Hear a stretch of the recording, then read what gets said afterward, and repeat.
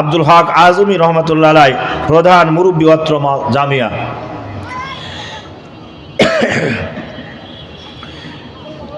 আমন্ত্রিত বিশেষ অতিথিবৃন্দ, আমন্ত্রিত অতিথিবৃন্দ, আজকের মাহফিলের উপস্থাপক, স্টেজে জাতির শ্রেষ্ঠ সন্তান হযরত উলামায়ে কেরাম, দূর দূরান্ত থেকে আগত বিভিন্ন শিক্ষা প্রতিষ্ঠানের শিক্ষক মহোদয়গণ, সামনে বসা আমার পিতৃতুল্য দাড়ি পাকা বাপদিরা, কলিজার টুকরা যুবক ভাইরা, স্নেহের কচিকাঁচা মাইকের অপারেটর ভাই, যিনি চমৎকার সেটিং দিয়ে সহযোগিতা করেছেন অপারেটর ভাই, সেই সাথে আমি তাদেরকেও স্মরণ করছি যারা দ্বীনকে প্রচার করার নিয়তে হক্কানি উলামায়ে কেরামকে তাদের আলোচনাগুলিকে প্রচারের নিয়তে যারা এখানে ইউটিউবার ভাইয়েরা এসেছেন, আমার ইউটিউবার ভাইয়েরা,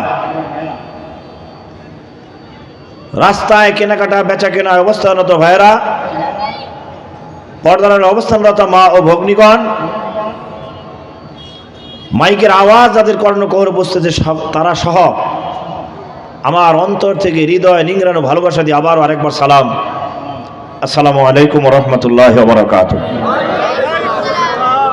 আল্লাহ তাআলা শুকরিয়া, আজকের এই মাহফিলের ব্যবস্থাপনা আপনার খুশি না বেজার? সকলেই খুশি? কে কে খুশি একটু দুহাত তুলে আল্লাহকে দেখা দিই। লিল্লাহি তাকবীর। বাস, আলহামদুলিল্লাহ। মহিলা প্যানেলের কথা বলছি না, আলী নামাজ, মহিলা মা বোনদের জন্য মাদ্রাসা কর্তৃপক্ষ আপনাদের জন্য ওয়াজ শোনার জন্য, পর্দার সহিত ওয়াজ শোনার জন্য ব্যবস্থা করেছেন আলী নেওয়াজ খান মসজিদের পাশে। আপনারা সেখানে পর্দার সহিত ভদ্রতার সহিত বসে আপনারা আলোচনা শুনবেন এবং ভদ্রতার পরিচয় দিবেন বলে আমি আশা রাখি। প্রিয় উপস্থিতি, ভূমিকায় আর লম্বা কথা নয়, আমি ডাইরেক্ট আলোচনা করব ইনশাআল্লাহ। আমি আপনাদের সামনে সূরা নহলের 90 নম্বর আয়াত তেলাওয়াত করেছি। নহল মৌমাছির সূরা। কিসের সূরা? বাকারা কিসের সূরা? গাভীর সূরা। নিসা মহিলার সূরা। মরিয়মের নামে একটা সূরা। লোকমান, কথা ঠিক কিনা? এই সূরার নাম হলো নহল। সূরা নহলের 90 নম্বর আয়াত আমি আপনাদের সামনে তেলাওয়াত করেছি। কোরআনের ভিতরে যতগুলি আয়াত আছে, সূরা নহল গোটা কোরআনের ভিতরে একটা দামি আয়াত। বলেন সুবহানাল্লাহ। প্রশ্ন করতে পারেন, হুজুর কোরআন শরীফের গোটা কোরআনের প্রত্যেকটা আয়াতই তো দামি, কিন্তু এটা আবার বেশি দামি কেন? বলে এটা দামি এজন্য, এই আয়াত যখন নাজিল হয় আল্লাহ রসুল তেলাওয়াত করে শোনাতেন, কাফের মুশরিক ইহুদি নাসারা খ্রিস্টানরা তেলাওয়াত শুনে শুনে ইসলাম গ্রহণ করেছেন। জোরে কোন সুবহানাল্লাহ। এই জন্য সম্মানের দিক থেকে, দামের দিক থেকে আয়াতটা অনেক দামি। এই আয়াতের ভিতরে আল্লাহ তাআলা দুনিয়ার মানুষকে লক্ষ্য করে 6টি বিষয়ের উপর ওয়াজ করছে। 3টি বিষয় হলো করণীয়, 3টি বিষয় হলো বর্জনীয়। করণীয় যেটা আমাদের জীবনে করতে হবে, বর্জনীয় যেটা আমাদের জীবন থেকে ঝেড়ে ফেলতে হবে। কথা ঠিক কিনা? ওয়াজ শুধু শুনলে হবে না, নিজের জীবনে, বাস্তব জীবনে বাস্তবায়িত করতে হবে। কথা ঠিক কিনা? প্রিয় ভাইরা, এই 6টি বিষয়ের উপরে যদি আমি কথা বলি, একটি বিষয়ের উপরে কথা বলতে গেলে কমপক্ষে 2 ঘন্টা সময় লাগবে। 2 ঘন্টা করে সময় কথা বললে, একটি বিষয়ের উপরে কথা বললে মোট 12 ঘন্টা সময় লাগবে। এত সময় আমাকেও দেওয়ার সুযোগ নাই, আপনাদের হাতেও নাই। কথা ঠিক কিনা? এই জন্য আমি টাচ অ্যান্ড টাচ স্বল্প সময় একটি বিষয়ের উপরে কিছু কথা বলার চেষ্টা করবো ইনশাআল্লাহ। আমি আমার মহান মালিকের কাছে আমার এই তেলাওয়াতকৃত আয়াত, আল্লাহর এই তেলাওয়াতকৃত আয়াত থেকে কিছু কথা বলার চেষ্টা করব। আপনাদের কাছে দোয়া চাই, আল্লাহর কাছে সাহায্য চাই। এই আয়াত আর তেলাওয়াতকৃত হাদিস থেকে যে কথাগুলি প্রয়োজন, আল্লাহ যেন তার গোলামের জিহান দিয়া, জবান দিয়া সেই কথাগুলি বের করে দেয়। এই নিমিত্তে সকলে প্রাণ খুলে একটু দোয়া করে দিই, আল্লাহুম্মা আমিন। আরেকবার জোরে বলেন আল্লাহুম্মা আমিন। আরেকবার জোরে বলেন আল্লাহুম্মা আমিন। রব্বি ইশরাহ লি সাদরি।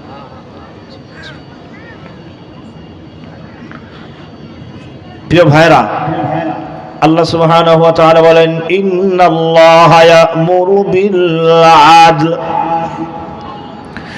ওই আল্লাহ তাআলার পক্ষ থেকে নির্দেশ হচ্ছে, ও দুনিয়ার মানুষ তোমরা শোনো, তোমরা সমাজের ভিতরে আদল কায়েম করো। আমার ভাইরা, আমার মুসলমান ভাইরা, আদল এটা আরবি শব্দ, বাংলায় এটা আমরা বুঝি নাই। আমার মুসলমান ভাইরা, আদলের একটা ব্যাখ্যা হইল সমান করা, একটা ব্যাখ্যা হইল বাজান সমান করা, বরাবর করা। গ্রাম্য ভাষায়, শহরীয় ভাষায়, সহি বাংলা ভাষায় আমরা যেটা বলি ইনসাফ করা। আমার মুসলমান ভাইরা,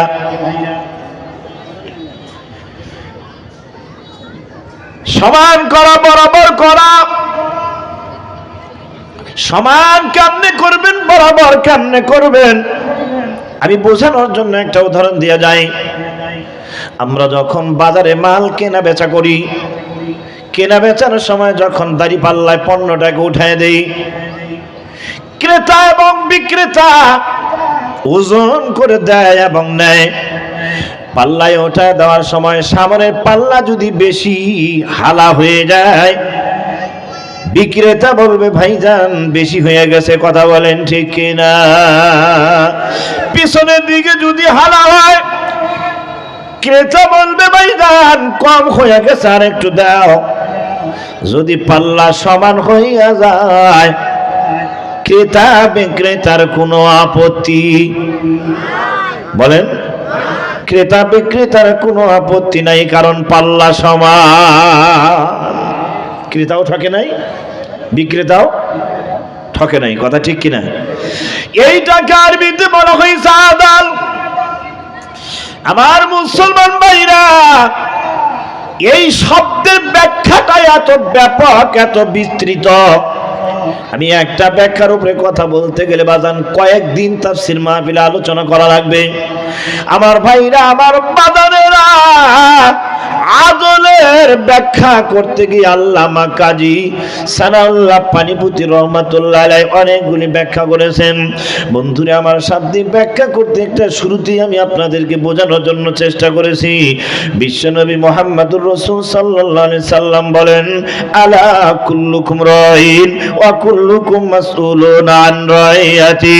কিয়ামতের ময়দানে প্রত্যেকটা মানুষকে আল্লাহর আদালতে জিজ্ঞাসিত হতে হবে। প্রত্যেকটা মানুষকে আল্লাহ তাআলা কিয়ামতের ময়দানে প্রশ্ন করবে, রে তুমি কে দুনিয়ার জমিনে তোমার পারিবারিক জীবন এবং রাষ্ট্রীয় জীবন, তোমার সামাজিক জীবন, ছেলে মেয়ে বিবি বাচ্চার জীবন, রান্নাঘর থেকে নিয়ে সংসদ ভবন পর্যন্ত তোমার জীবনটা ইনসাফের সহিত চালাইছো কিনা?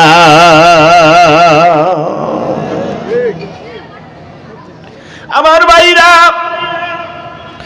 ইনসাফ এত মারাত্মক। ইনসাফ যদি ঠিক থাকতো, নির্দোষ মানুষকে বন্ধুরে আমার মিথ্যা বানোয়াট ভিত্তিহীন মামলা সাজাইয়া, মিথ্যা সাক্ষ্য বানাইয়া, বন্ধুরে আমার জেলখানার মধ্যে, আদালতে মিথ্যা ভিত্তিহীন মামলা দিয়া তাকে জেলখানার মধ্যে রিমান্ডে দিয়া দিনের পর দিন, রাতের পর রাত আয়না ঘরে ভর্তি করে রাখতে পারতো না। মিথ্যা বানোয়াট ভিত্তিহীন মামলা সাজাইয়া নিজের স্বার্থ হাসিল করার জন্য ওই উলামায়ে কেরামকে জেলখানায় ভর্তি করে ফাঁসির কাস্টে ঝুলাইতে পারতো না, কথা বলেন ঠিক কিনা? ইনসাফ না থাকার কারণে তো এটা হয়েছে। আমার ভাইরা, এজন্য বিশ্বনবী বলেন, কিয়ামতের ময়দানে তুমি যে একজন সমাজের একজন মানুষ, প্রত্যেকটা ক্ষেত্রে, প্রত্যেকটা পদে পদে তোমাকে জিজ্ঞাসিত হতে হবে। শুধু তাই নয় আমার মুসলমান ভাইরা, আমার এলাকায় আমরা সমাজে যারা মসজিদ পরিচালনা করি, মসজিদের একটা কমিটি আছে।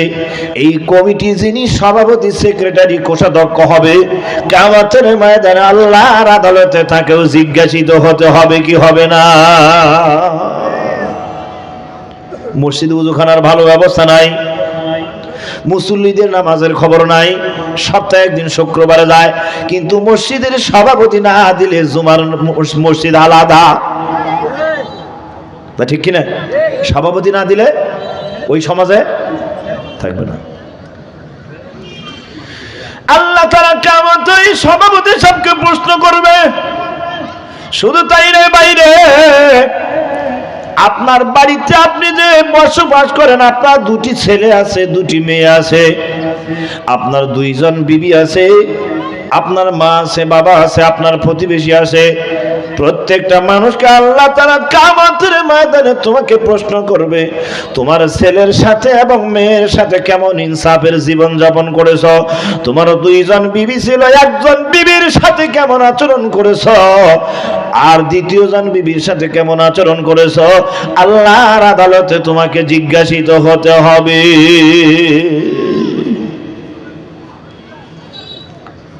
ছেলের সাথে একরকম, মেয়ের সাথে আরেক রকম, ঠিক কিনা? আমার ভাইরা, ছেলের নামে জায়গা জমি লিখে দেয়, মেয়েকে জায়গা জমি থেকে বঞ্চিত করে, আছে না নাই? হজ করতে যাওয়ার পূর্ব মুহূর্তে, মুসলমান ভাইরা রে, হজ করতে যাওয়ার পূর্ব মুহূর্তে, বিদায়ের পূর্ব মুহূর্তে মেয়েদেরকে ডাক ডাকা, মাগো তোমাকে বিয়ে দিছি, তোমার শ্বশুর বাড়ি, তোমার স্বামীর অনেক সম্পদ আছে, তোমার ভাইদের সম্পদের দিকে তাকায়ও না, এই যে 2 লক্ষ টাকা দিলাম, এইটা নিয়েই তুমি সন্তুষ্ট থাকিও। ওটা হাজিনা বাজি, কি বলুন, হাজিনা বাজি। কারণ হজ করতে যাওয়ার পূর্ব মুহূর্তে কোরআনের আয়াত কেউ অস্বীকার করেছে, ছেলে কতটুকু সম্পদ পাবে, মেয়ে কতটুকু পাবে, স্ত্রী কতটুকু পাবে, সব হিসাব নিকাশ আল্লাহ কোরআনে বলে দিয়েছে। কিন্তু হজ করতে যাওয়ার পূর্ব মুহূর্তে বন্ধুরে ছেলের নামে সম্পদ লিখে দিলা আর মেয়েকে সম্পদ থেকে বঞ্চিত করলা, খোদার কসম তুমি আল্লাহর জান্নাতে যাওয়ার আশা করতে পারো না।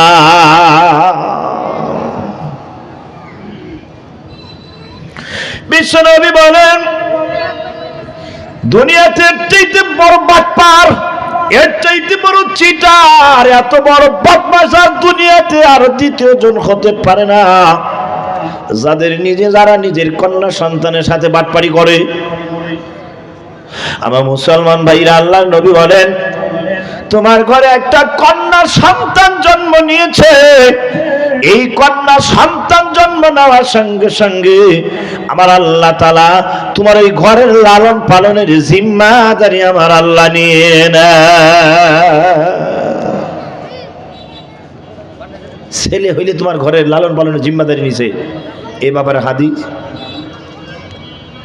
শুধু তাই নয়, বিশ্বনবী বলেন, তোমার দুটি, একটা কন্যা, একটা মেয়ে, একটা ছেলে, এই কন্যা এবং ছেলে দুইজনের সাথে কেমন আচরণ করবা। বিশ্বনবী বলেন, তুমি বাজার থেকে 2টা চকলেট করে নিয়ে আসবা, একই কোম্পানির, একই দোকানের, একই দাম, একই সিল, একই সমান, একই ওজন, দামে কোনো কম নাই, কোম্পানিও কোনো কমতি নাই, ওজনেও কোনো কম নাই, চকলেটটা একই সমান। বাজার থেকে নিয়ে আসার সময় তোমার ছেলে এবং মেয়ে দুইটাই দৌড়ে আসছে। আল্লাহ নবী বলেন, তোমার ছেলে দৌড়ে আসছে, মেয়েও দৌড়ে আসছে রে, ওই ছেলের হাতে দেওয়ার চকলেটটা দেওয়ার আগে রে, তোমার কন্যা সন্তানের হাতে আগে চকলেটটা উঠাইয়া দাও। বিশ্বনবী যখন সফরে যাইতেন, সব মানুষদের সঙ্গে সাক্ষাৎ করার শেষে সর্বশেষ যখন সাক্ষাতে যাইতেন তিনি হইলেন হযরতে ফাতেমা রাদিয়াল্লাহু তাআলা আনহা। আর যখন যুদ্ধের ময়দান থেকে সফর থেকে যখন বাসায় আসতেন সর্বপ্রথম স্ত্রী পুত্র সন্তানদের সঙ্গে সাক্ষাৎ করার পূর্বে সর্বপ্রথম হযরতে ফাতেমা রাদিয়াল্লাহু তাআলা আনহার সাথে সাক্ষাৎ করতে।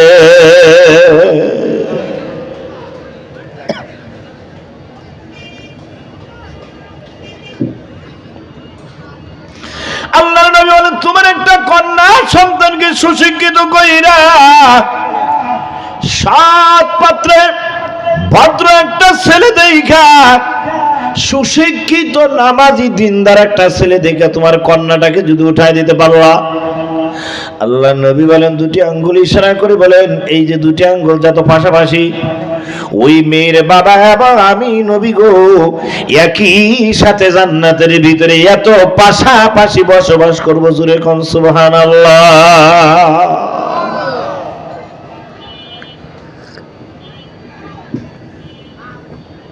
খুশি হয়েছেন না বেজার হয়েছে? যাদের ঘরে কন্যা আছে আল্লাহর প্রতি বেশি বেশি শুকরিয়া আদায় করবা। কিন্তু আমাদের সমাজের চিত্র হইল প্রথম সন্তান হয়েছে মেয়ে, দ্বিতীয়টা মেয়ে, তৃতীয়টা মেয়ে, এবার চতুর্থ বাচ্চা পেটে আসার পর তাবিজ কবজ হুজুরের ওয়াজ যত কিছুই করো কোনো কাজে লাগবে না, 1 2 3 14 গোষ্ঠী সহ। কথা ঠিক কিনা? সন্তান দেওয়ার মালিক কে? ছেলে দেওয়ার মালিক কে? মেয়ে দেওয়ার মালিক? না দেওয়ার মালিক? দেওয়ার মালিক আল্লাহ বলেন আও ইউযাওইজুহুম যুকরানা